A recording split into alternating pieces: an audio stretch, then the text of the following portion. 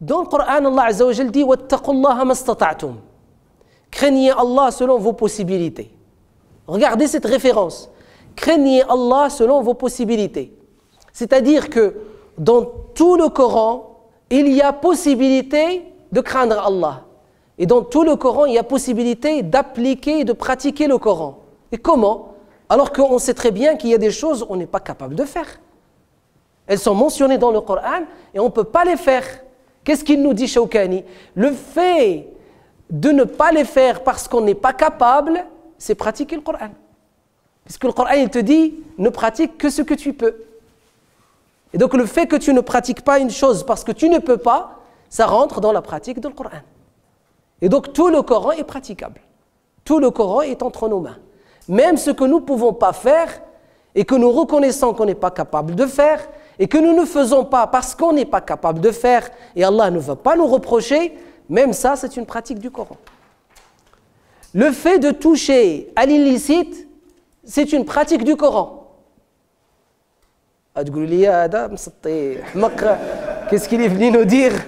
Il vient de France pour nous ramener les délires de la France. Dans le Coran, Allah Azza wa Jal, il nous parle des interdits dans la nourriture.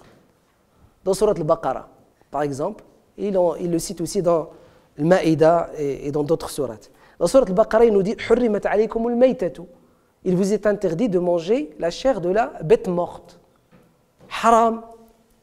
Wad-damu, et le sang, haram. Wa lahmul khinziri, et la chair du porc, haram, yakulillah.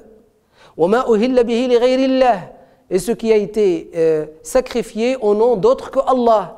Il termine le verset en disant فَمَنِ اضْطُرَّ غَيْرَ بَاغٍ وَلَا عَادٍ فَلَا إِثْمَ عَلَيْهِ. Une pratique du Coran qui est de toucher à l'illicite.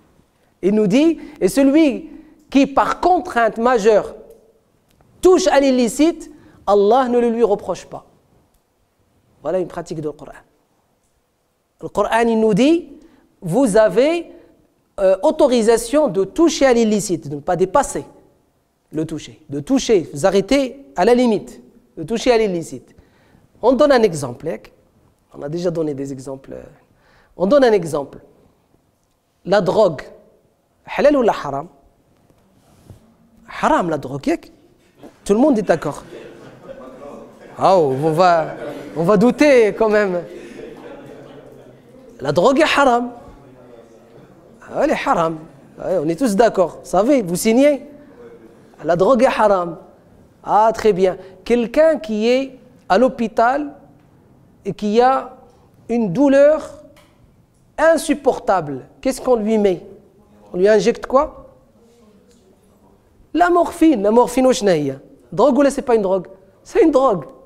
Et l'islam autorise, dans ce cadre-là, la morphine. Parce que la personne est arrivée à la limite. Et donc, quand on arrive à la limite, on peut toucher à l'illicite. Vous voyez? Et ça, c'est une pratique du Coran. Subhanallah, regardez la miséricorde d'Allah subhanahu wa ta'ala. Et on va le voir dans le verset qui parle du mois de Ramadan, Inch'Allah ta'ala. Et donc,